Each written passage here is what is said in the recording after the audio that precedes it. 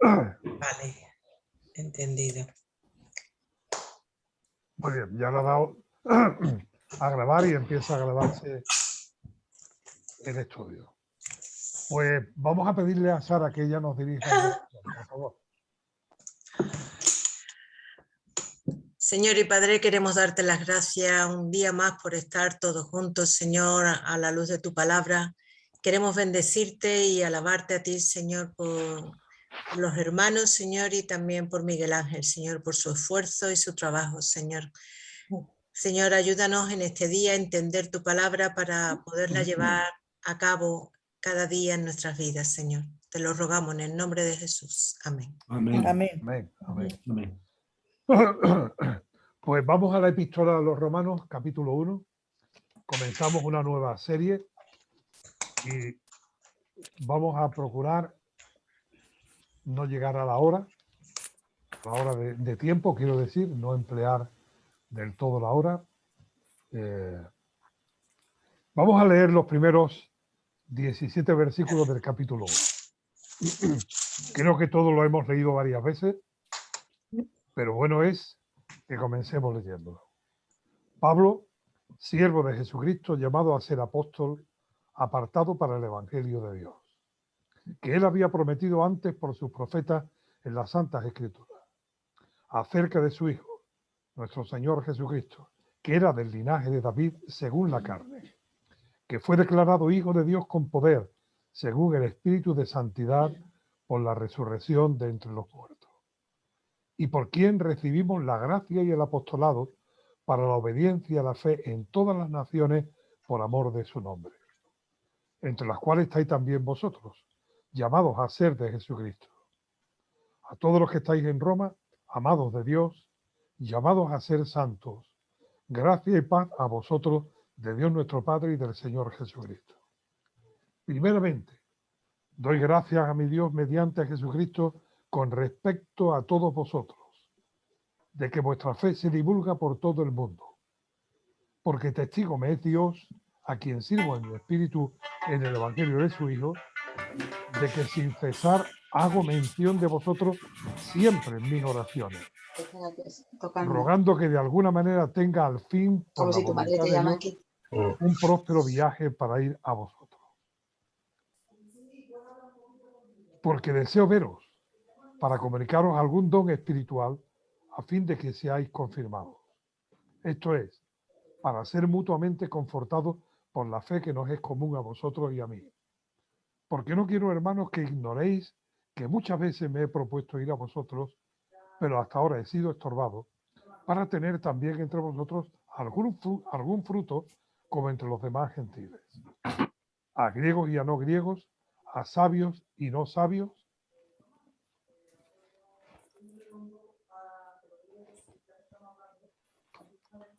Soy deudor.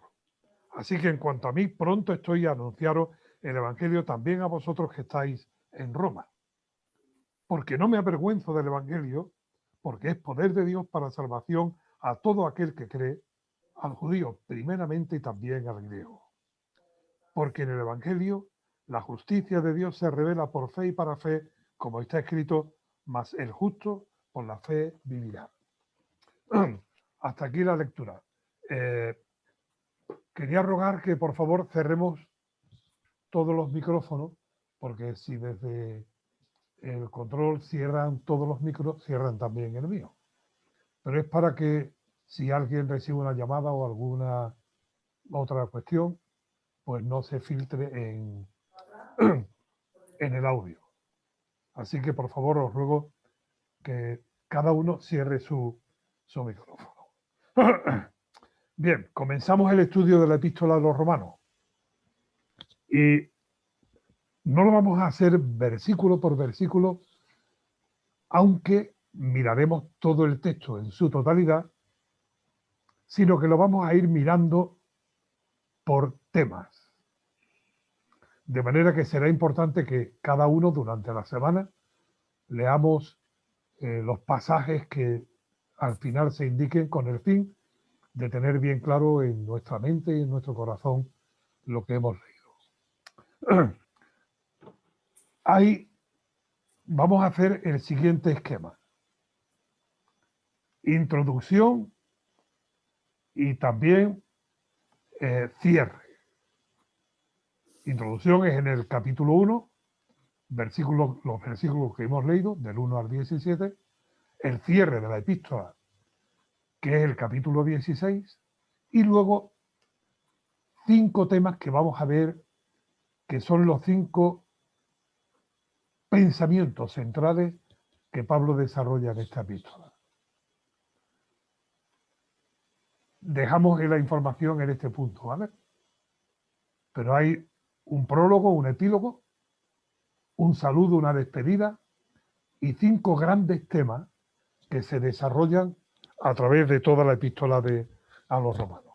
Esta epístola que fue escrita por Pablo, y este es un tema que prácticamente nadie lo discute. La autoría como escritor del apóstol Pablo, siendo él el escritor, pero el autor de la epístola es Dios mismo.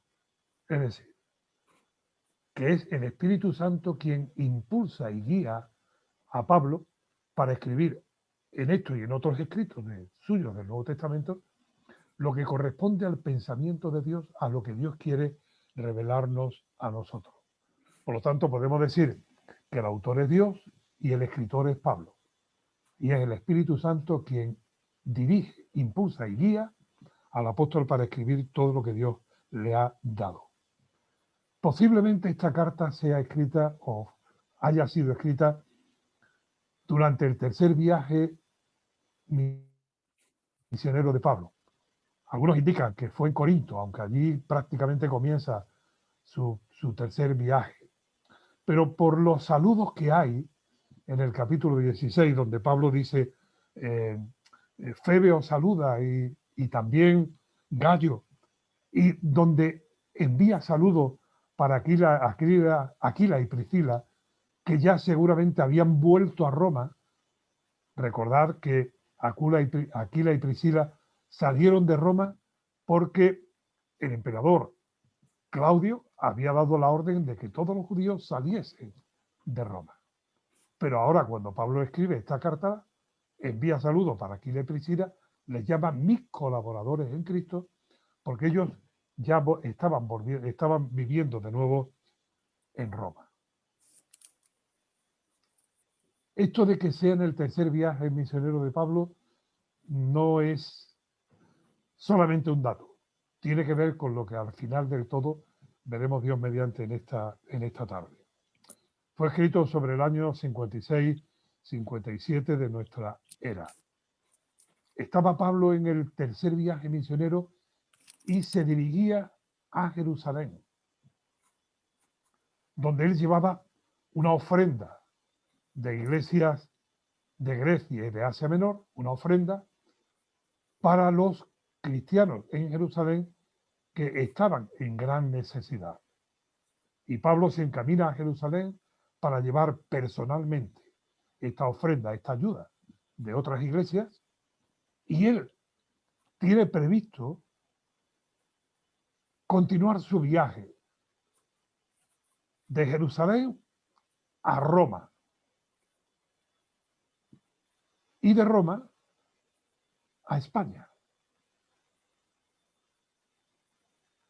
Es un tema que la visita de Pablo a España es un tema que no encontramos nada en la Biblia, nada más que el registro de su deseo de ir a España, pero no está registrado su llegada a España.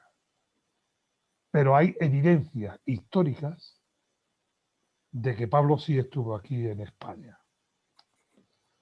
Escribe esta epístola a la iglesia o a los cristianos que están residiendo en Roma. Roma, la capital del imperio.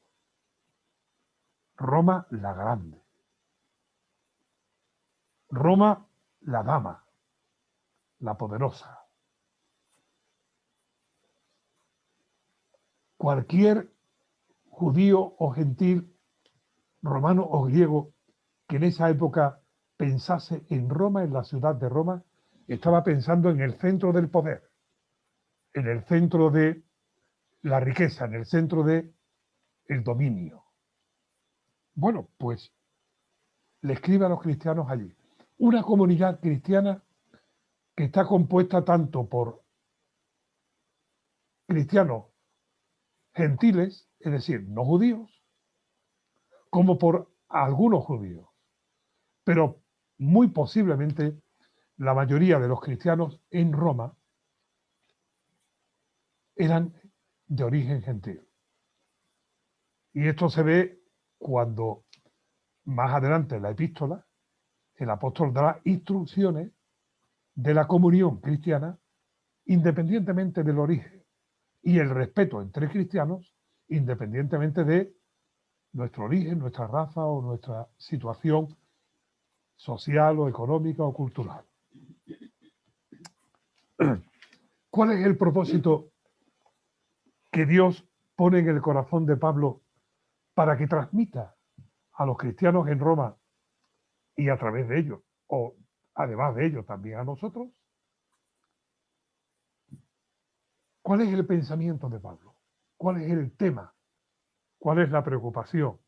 O dicho de otra manera, ¿con qué propósito Pablo escribe esta epístola? Esta epístola es el tratado de teología del Nuevo Testamento. Aquí, en la epístola, no se trata nada más que de un tema central, el Evangelio de Dios. El Evangelio de Dios. Y hay un desarrollo de lo que es el Evangelio. Por cierto, esta carta ha sido la que ha influido en momentos de la historia a personajes que han tenido y han jugado un papel importante en el desarrollo del cristianismo bíblico. Porque hay que distinguir entre la cristiandad y el cristianismo bíblico. Y al decir la cristiandad me refiero a la cultura, a la tradición, a la herencia pseudocristiana o de influencia cristiana, a lo que es el cristianismo bíblico, que es muy concreto y muy específico. Algunos de los personajes a los que esta epístola más ha influido, por ejemplo, Agustín de Hipona. Él, un hombre que en su juventud vivió entregado a muchas diversiones y otras cuestiones, le impactó y le transformó después de su conversión la epístola a los hebreos. Pero no solamente Agustín de Hipona, Lutero, Calvino, Wycliffe y otros muchos más. Porque la riqueza de esta epístola es importante, riquísima. Espero que cuando, si el Señor lo permite, lleguemos al final, hayamos sido iluminados por la palabra de Dios y el Espíritu Santo para entender muchas cuestiones que tienen que ver con la vida cristiana, que tienen que ver con el verdadero cristianismo y que están aquí recogidas. Pero hoy vamos a ver la introducción, los primeros 17 versículos que hemos leído. Después ya, en la próxima reunión, comenzaremos viendo el bosquejo de esos cinco temas. Lo he dicho antes, aquí de lo que se trata es del Evangelio de Dios. 5 veces aparece la palabra Evangelio, que son buenas noticias, en los primeros 17 versículos. 5 veces aparece. Notad el versículo 1. Para el Evangelio de Dios. Porque no hay muchos evangelios. Hay un solo evangelio. Y este evangelio no es ni de origen ni de propiedad humana, sino que es de Dios. Mirad también que dice en el versículo 9, en el evangelio de su Hijo. Porque el Hijo es Dios, pero el evangelio tiene su origen en el corazón de Dios y el Evangelio tiene su contenido, su esencia en el Hijo. ¿Cuál es el Evangelio de Dios? ¿El Hijo? Sí, el Evangelio de su Hijo. Y luego dice en el versículo 16, porque no me avergüenzo del Evangelio porque es poder de Dios. Es interesante esta palabra poder, dinamis, en el griego dinamis, de donde viene el castellano dinamita, potencia, poder de Dios. Porque el Evangelio tiene su origen en el corazón de Dios y en el propósito de la voluntad de Dios, tiene su contenido, tiene su esencia en la persona del Señor Jesucristo, pero tiene su aplicación en el poder de Dios, que yo creo que puede haber ahí una referencia al Espíritu Santo. Porque el Evangelio no son normas de vida. El Evangelio no son reglas de conducta. El Evangelio no son normativas. Aunque en el Evangelio encontramos mucha instrucción de cómo vivir. Pero el Evangelio es letra, pensamiento, religión o filosofía, si no es porque el Espíritu Santo de Dios obra con poder en nuestro corazón, transformándolo. El Evangelio trae, y ahora lo vamos a ver, a nuestra vida la potencia, el poder, la dinamita de Dios para transformar.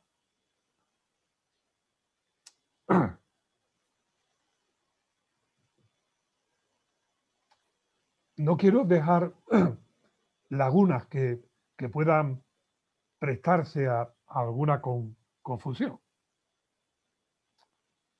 Pero el Evangelio es más que creer. Claro, la fe es el medio por el que se recibe la gracia. Y por la gracia somos incorporados al Evangelio, al Señor Jesucristo. Pero el Evangelio es explicación, es razonamiento, es argumentación de todas las cosas. Por el Evangelio entendemos que la historia es el desarrollo del propósito eterno de Dios. Y que en la historia se ha ido desarrollando y se ha ido perfeccionando aquel propósito eterno de Dios, que ahora en Romanos vamos a verlo de manera detallada.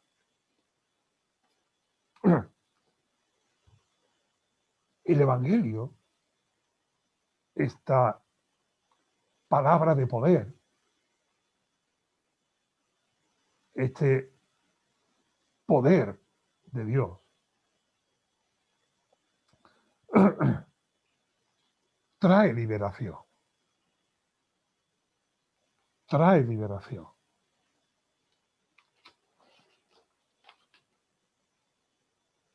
Alguien escribió que nos libera del pozo oscuro de nuestro ego. Lo repito, la frase, el pensamiento no es mío, pero me ha gustado siempre. El Evangelio nos libera del oscuro pozo de nuestro ego.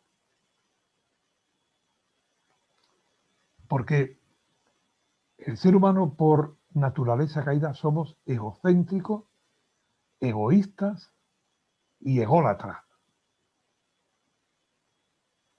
Y ese es un oscuro y profundo pozo. Porque el egoísmo nunca estará satisfecho. El ególatra siempre reclama más. Y el Evangelio nos liberta de muchas cosas, pero entre ellas también de ese oscuro pozo. También nos liberta del temor. El temor.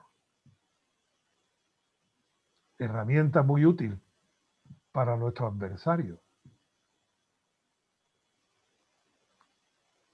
El mundo le tiene miedo a la muerte. Y el temor a la muerte forma parte de un modo y de una manera, de una forma y de una estrategia para mantener en esclavitud a la gente. Pero en el Evangelio echa fuera, el Evangelio echa fuera el temor. Algunas palabras que nos vamos a encontrar en Romanos. Pecado. En distintas formas se encuentra casi 40 veces en Romanos. Ira. Se habla de la ira de Dios. Versículo 18. Porque la ira de Dios se revela desde el cielo contra toda impiedad e injusticia. Hay a quien no le gusta hablar de la ira de Dios. Quieren componer una imagen bonachona de un Dios en forma de abuelo que consiente y maleduca. Pero es que la santidad de Dios tiene que expresarse contra la injusticia, contra la impiedad. Dios, que es santo, no puede permanecer impasible ante la impiedad, el pecado, la maldad, la injusticia. Y la forma en la que Dios revela y manifiesta su reacción o su disposición contra el pecado es con la ira. Ira santa, ira justa, ira que no nace de una explosión, de una pérdida de control. No, ira santa, justa. Otra palabra que encontramos, vamos a encontrar en Romanos, gracia, chari. Es un regalo. La gracia de Dios. No, me anticipo un poco, pero mirad, nuestra salvación, la salvación del cristiano, no está basada en la fe. No somos salvos por la fe. Somos salvos por gracia mediante la fe. La fe es el medio, pero la gracia es el fundamento de la salvación. De manera que es consolador saber que mi salvación no depende de mi fe. Que si tengo fe débil o poca fe o decaigo en la fe, mi salvación depende de esa fe. No, mi salvación depende de la gracia de Dios. Y Dios me la ha regalado por medio de la fe.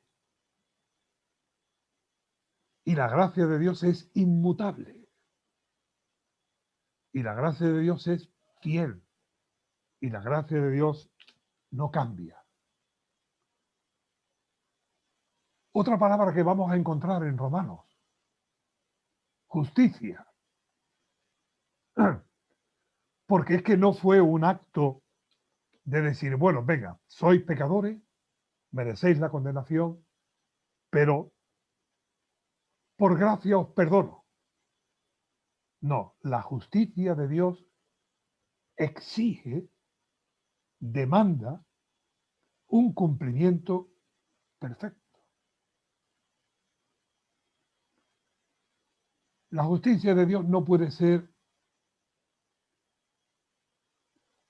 evitada o evadida.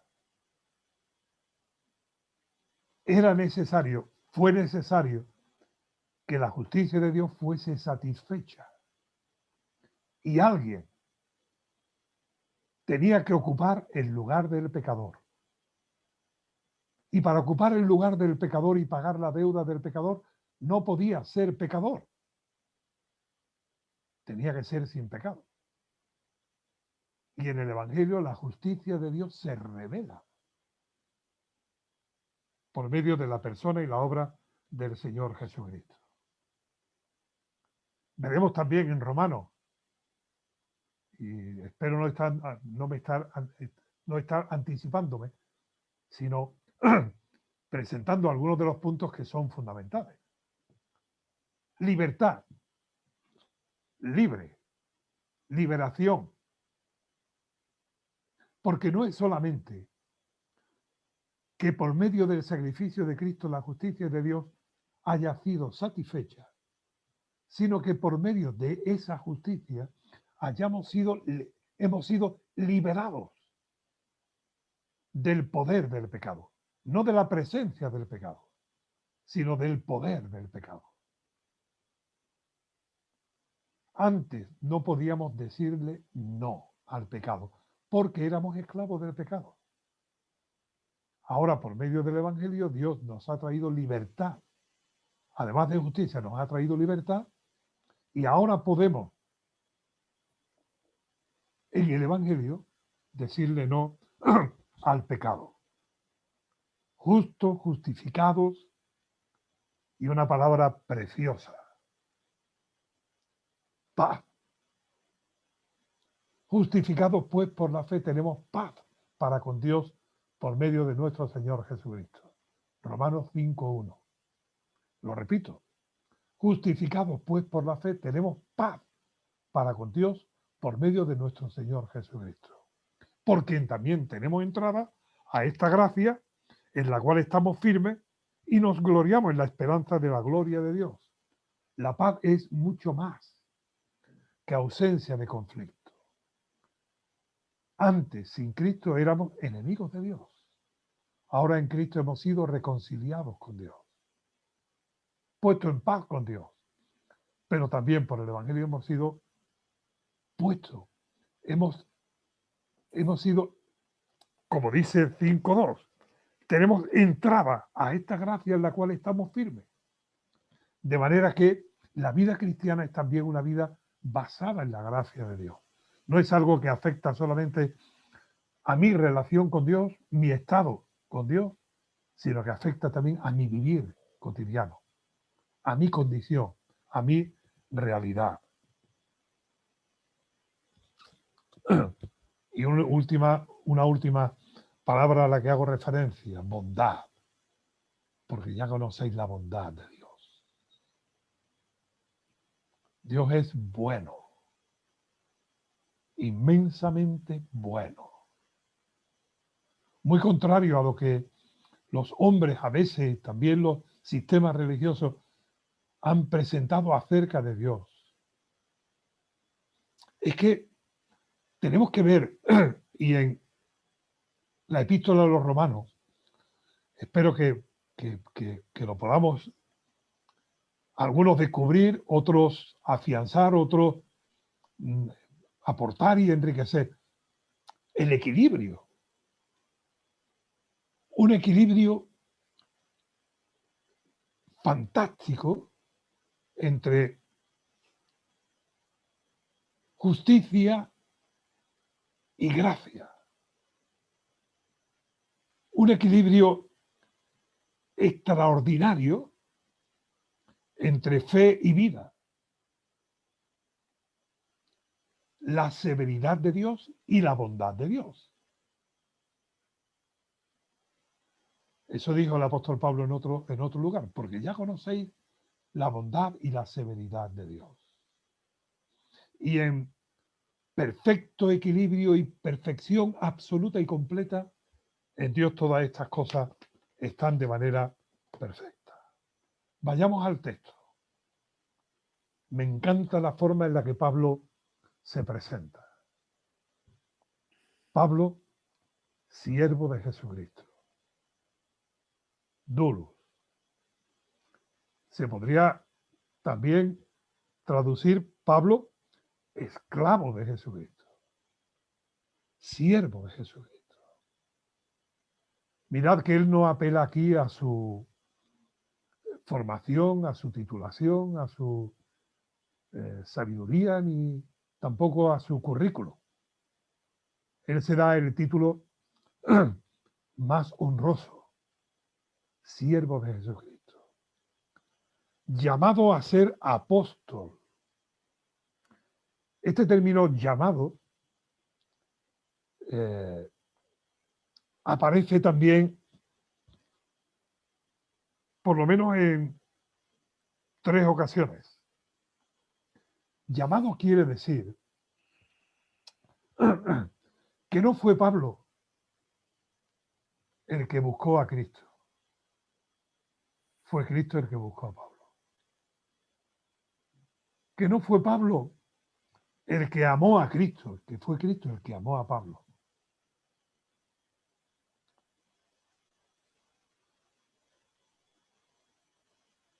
Dice el versículo 6, hablando de las naciones, entre las cuales estáis también vosotros llamados a ser de Jesucristo. Esta es la realidad de cada creyente. Hemos sido llamados por Dios.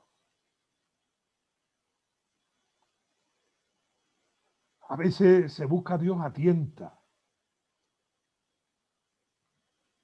en oscuridad, pero es Dios el que nos encuentra. Es Dios el que nos llama. Apartado para el Evangelio de Dios. Versículo 1. Siervo llamado a ser apóstol, porque el lugar, el papel, la labor, el ministerio, es Dios el que lo asigna. Y notad que aquí él dice llamado a ser apóstol, pero después cuando habla de nosotros, no dice llamados también a ser apóstoles, sino llamado a ser de Jesucristo.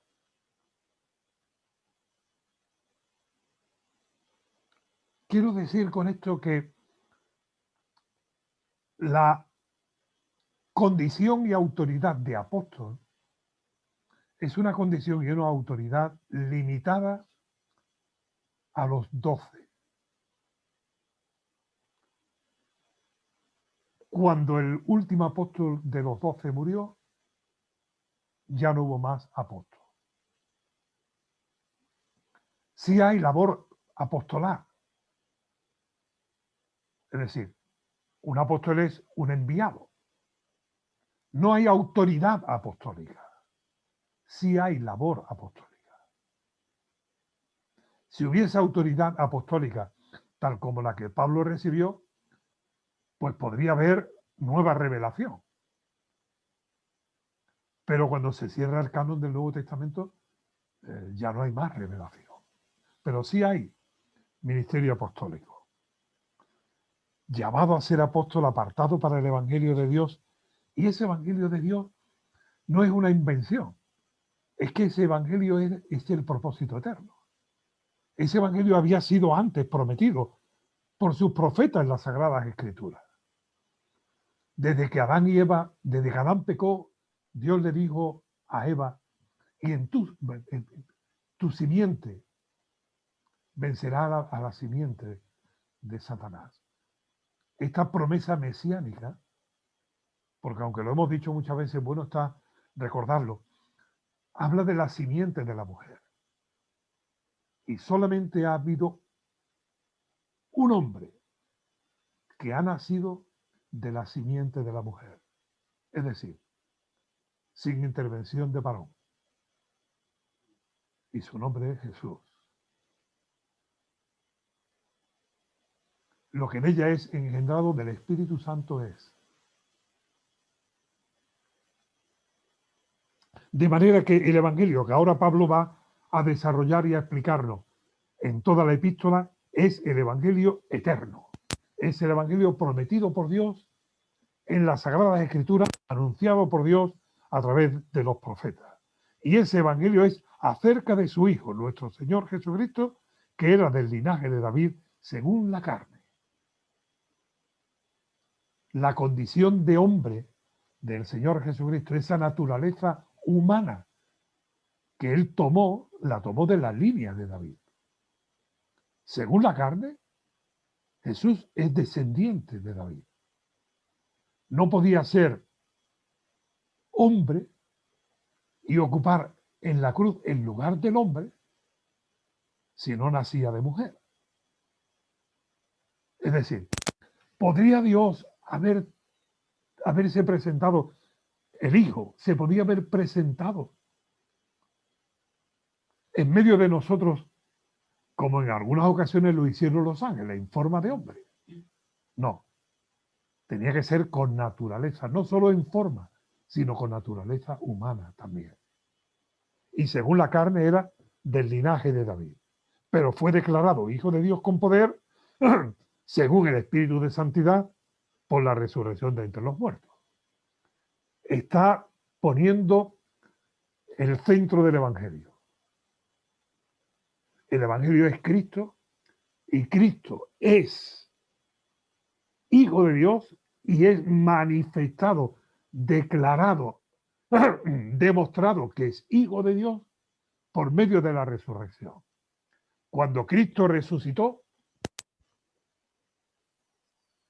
es la proclamación inequívoca e irrefutable de que Él es quien dijo que era,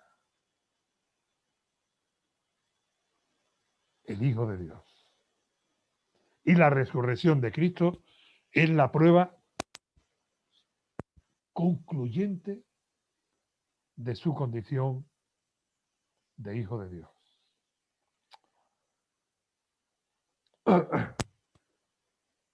Por quien recibimos la gracia y el apostolado, es decir, por Jesucristo, para la obediencia a la fe en todas las naciones por amor de su nombre, entre las cuales estáis también vosotros a ser de Jesucristo. Y le está diciendo a los romanos, mirad, vosotros estáis en Cristo, a los cristianos en Roma le está diciendo, vosotros estáis en Cristo, no porque alguien os anunció el Evangelio. Esa ha sido la forma en la que Dios se ha acercado a ti, te ha hablado a ti. Pero es Dios el que te ha llamado y te ha llamado para ser de Jesucristo. El llamamiento divino que Dios hace en cada corazón por obra, por poder del Espíritu Santo a través del mensaje del Evangelio. Me encanta esta expresión. A todos los que estáis en Roma, amados de Dios. Si alguien quiere saber por qué Dios proyectó en la eternidad este Evangelio, lo llevó a cabo en el tiempo en la cruz del Calvario y lo manifestó con poder en la resurrección de Jesucristo, es porque somos amados de Dios. Amados de Dios. ¿No te gusta el título? ¿No sientes que esto es importante? ¿Que Dios te mira y te ama? Es más, porque te ama, te mira. Amados de Dios. Y llamados a ser santos. A ver, me gustaría distinguir aquí dos cosas. Santos quiere decir apartado. No perfecto, sino apartado. Y Santo es que ha pasado a ser propiedad de Dios. No que no peque, no que no haga lo incorrecto, no que sea perfecto, sino llamados para hacer de Dios. Santo tiene que ver con santificación. Dios nos ha declarado justos. Y lo veremos más adelante cuando lleguemos a ese capítulo. Pero, aunque yo creo que Pablo aquí está pensando muy posiblemente en ese acto por el cual el Evangelio llegó y nos llamó para ser de Dios, y al ser de Dios ya somos santos, en esto muy posiblemente es lo que Pablo estaba pensando cuando lo escribe de esta forma, pero hay también un llamamiento a vivir en santidad.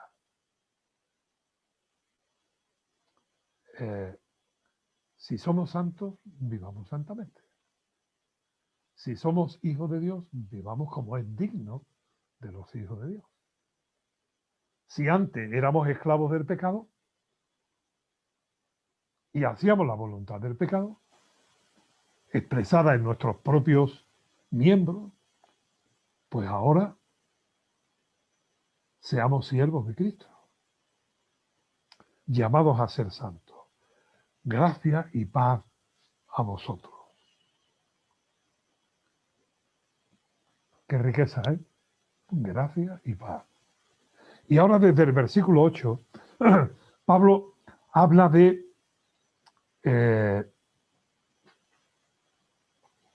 la oración. Pablo nunca había estado en Roma. La mayoría de los cristianos de Roma no conocían a Pablo ni Pablo a ellos. Conocía a algunos, pero seguramente que a la inmensa mayoría no. Sin embargo, dice, mirad, doy gracias a mi Dios mediante Jesucristo con respecto a todos vosotros, de que vuestra fe se divulga por todo el mundo.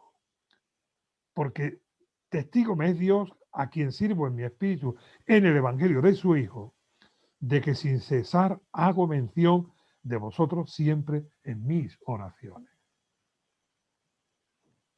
Pablo dice, me consta que allí donde estáis, allí donde vais, por allí por donde pasáis, con aquellos con los que convivís, vuestra vida y vuestras palabras es un testimonio del Evangelio. Pero sabed que aunque no nos conozcamos, aunque estemos lejos,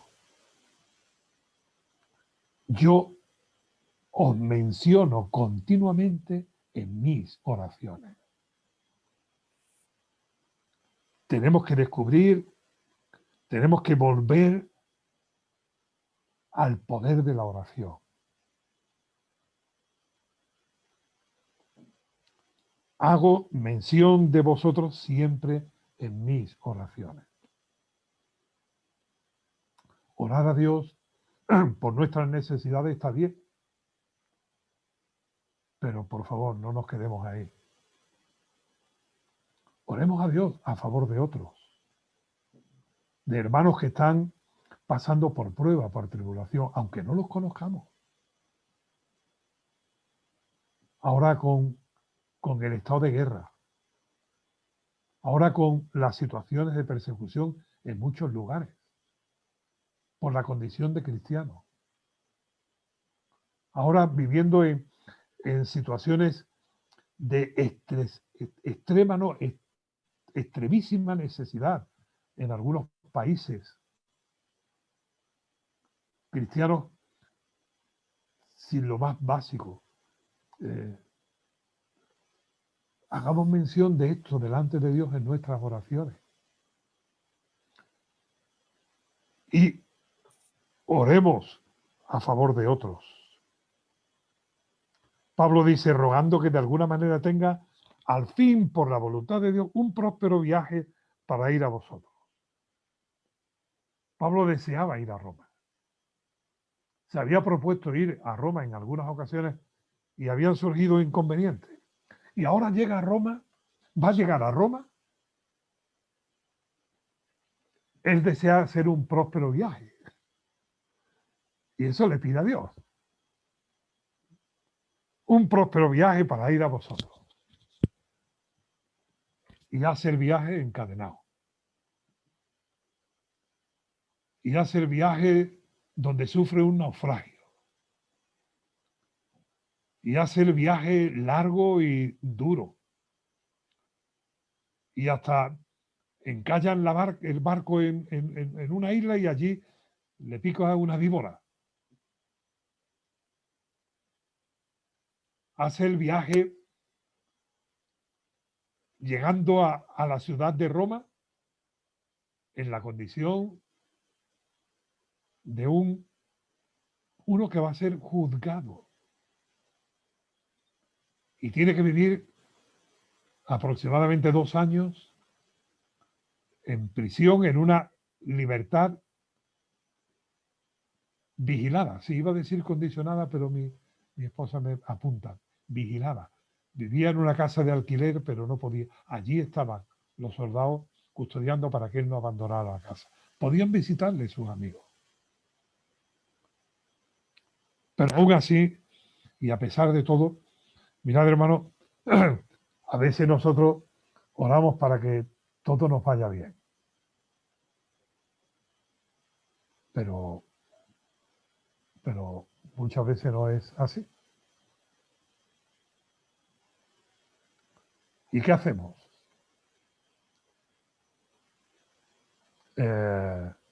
¿Nos desanimamos? Pablo va a concluir esta introducción, este saludo. No me avergüenzo del Evangelio, aunque yo sea un embajador en cadena, aunque sea pobre y débil y tenga que vivir del apoyo, de la comunión, de la ayuda. Pero Pablo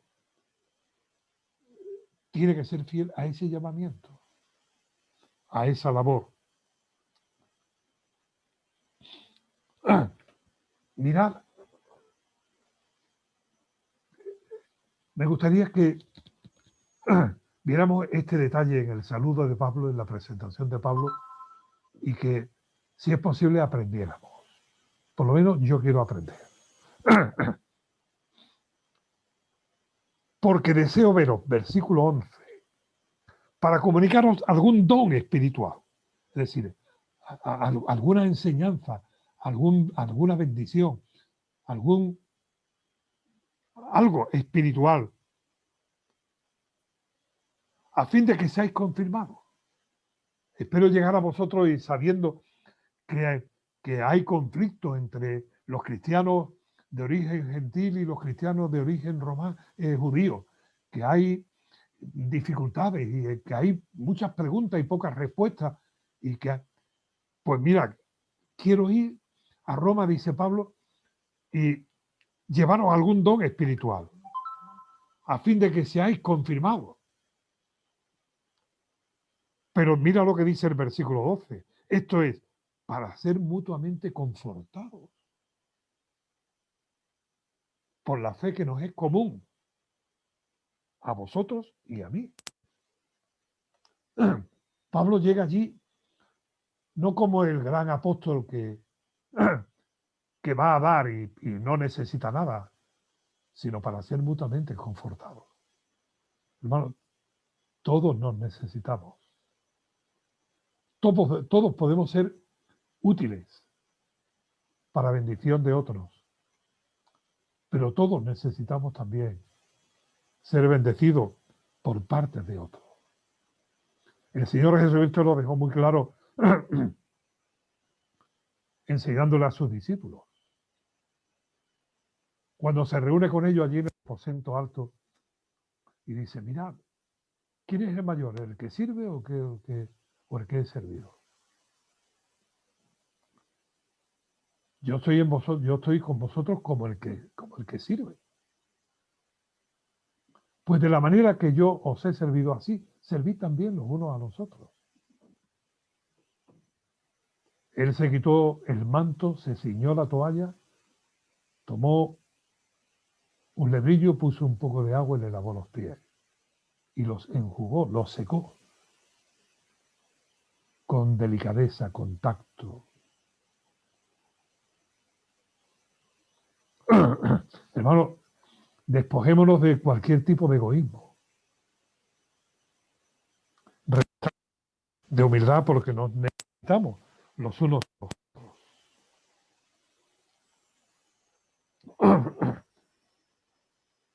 Porque no, pero no quiero, hermanos, que ignoréis que muchas veces me he propuesto ir a vosotros, pero hasta ahora he sido estorbado, para tener también entre vosotros algún fruto, como entre los demás, como entre los demás gentiles. Algún fruto. Decía al principio que Pablo dice, voy a Jerusalén, de Jerusalén a Roma y de Roma después voy a España. Y en el capítulo, al final de Romanos, lo explica. Cuando pase por vosotros, seguiré hasta España. Y lo que Pablo espera es que los cristianos de allí de Roma también le ayuden, colaboren para llegar hasta España. Y algún fruto quiere decir, yo voy ahora a Jerusalén y voy a llevar a Jerusalén las ofrendas que las iglesias de Asia han dado para los hermanos que están allí en necesidad. Después iré a Roma. Pues cuando llegue a vosotros ahí en Roma, espero que colaboréis para llegar a España con el mensaje del Evangelio. Porque no es solamente una cuestión de orar los unos por los otros, es colaborar los unos con los otros en el desarrollo de la obra de Dios. Porque no es tu obra ni es mi obra. La extensión del Evangelio no es para algunos a los que Dios llamó, sino es para que todos colaboremos. Y todos debemos formar parte de esa labor. Ahora el versículo 14 y 15. A griegos y a no griegos, a sabios y no sabios, soy deudor.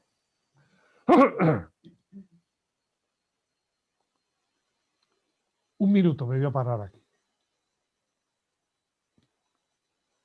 A griego y no griego, es decir, a la gente formada, culta, a sabios o no sabios, los brutos, ignorantes. Esta era la manera en la que socialmente se agrupaban, se hacían las clases. Y Pablo dice aquí que el Evangelio es para todos y tiene que llegar a todos. Y yo creo que deberíamos reflexionar sobre esto. Mirad, hermano,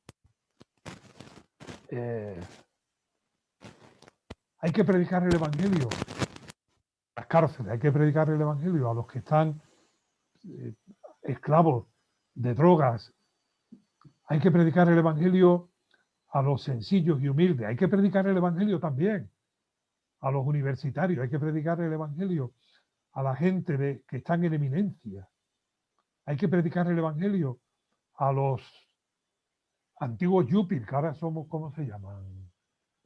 Los brokers o influencers o algo así. Sí, el Evangelio a toda criatura, por todos los medios, en todos los lugares. Porque el Evangelio no pertenece a una clase. No es para el destino de algunos. Quizás algunos tienen un llamamiento de parte de Dios para una labor específica y concreta, que puede ser en prisión o puede ser, pero no olvidemos que hay otros que están predicando el Evangelio a otros sectores y ojalá, ay hermano, qué distinto sería si en España los que tienen el poder legislativo, el poder ejecutivo, tanto a nivel del Estado como a nivel autonómico, como a nivel local de los ayuntamientos, conociesen el Evangelio. De manera que pudiesen ejercer la autoridad desde el corazón de Dios, con el conocimiento y la experiencia de quién es Dios.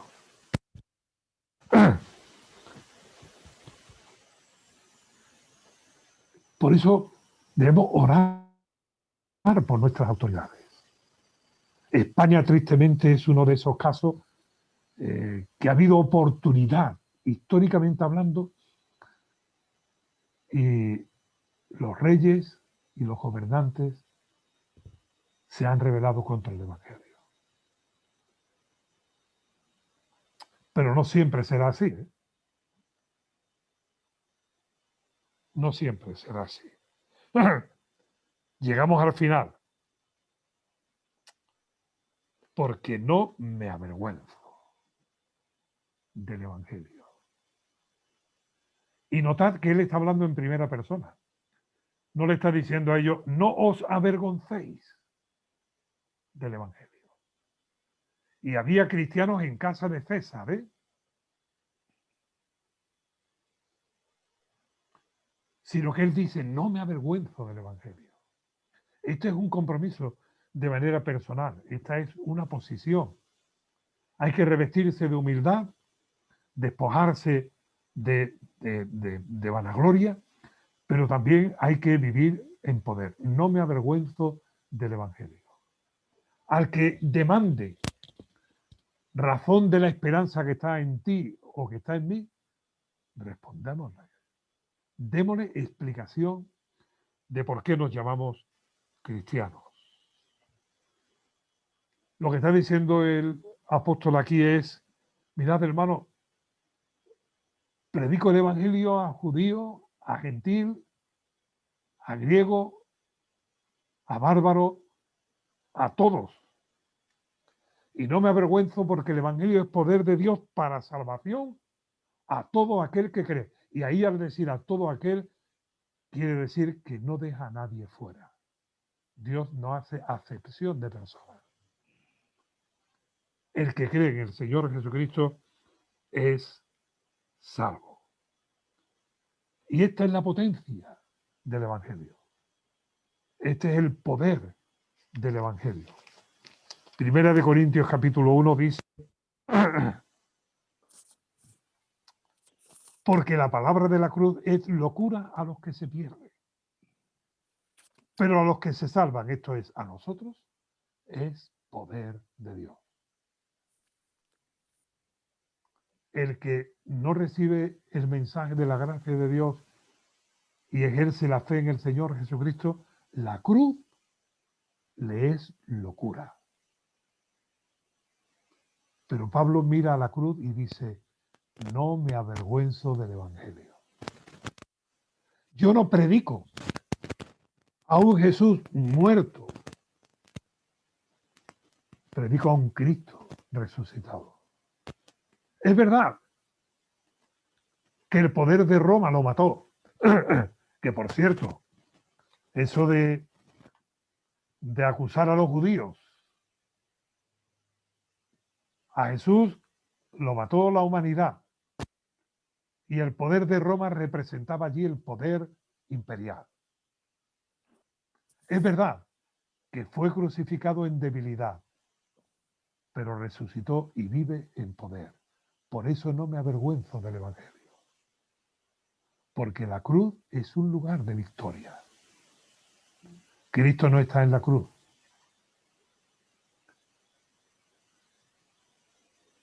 La cruz está vacía, como está vacío el sepulcro. Un judío rechazado por su propio pueblo, escupido por la multitud, azotado y crucificado. Eso es para cerrar el libro. Pero como resucitó y venció a la muerte, pues no me avergüenzo del Evangelio. Porque en el Evangelio, y ¿por qué? Aquí hay dos. Versículo 16, porque no me avergüenzo del Evangelio. Versículo 16, porque en el Evangelio la justicia de Dios. Y versículo 18, porque la ira de Dios. Esta es una conjunción explicativa, ¿no?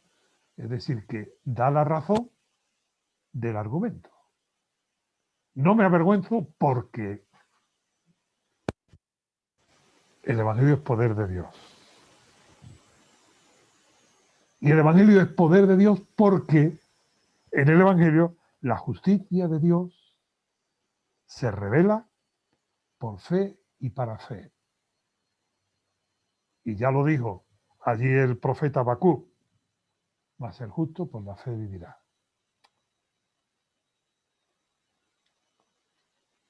Es una introducción que hace el apóstol Pablo en modo de saludo y de expresión de por qué va para Roma, por qué espera llegar allí y para qué.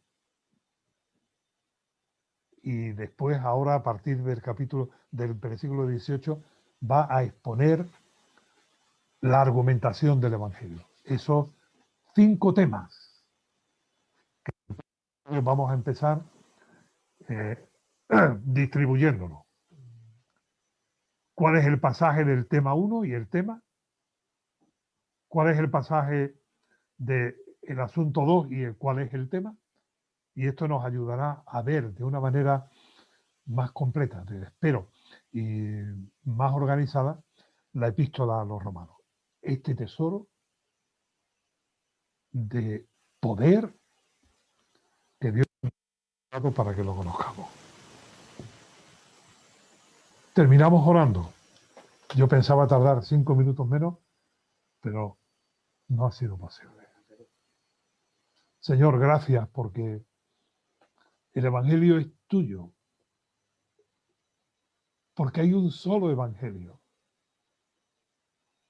el Evangelio de Dios, el Evangelio de Jesús, el Evangelio del Nuevo Testamento, que tu Espíritu Santo ha guiado y, Señor, tú has usado a tus siervos para revelárnoslo. Señor, ayúdanos a estar firmes en el Evangelio, a conocer más del Evangelio, para vivirlo a fin de que tú recibas toda la gloria y nosotros podamos sentir el gozo de tu paz, de tu gracia. En el nombre de Jesús. Amén.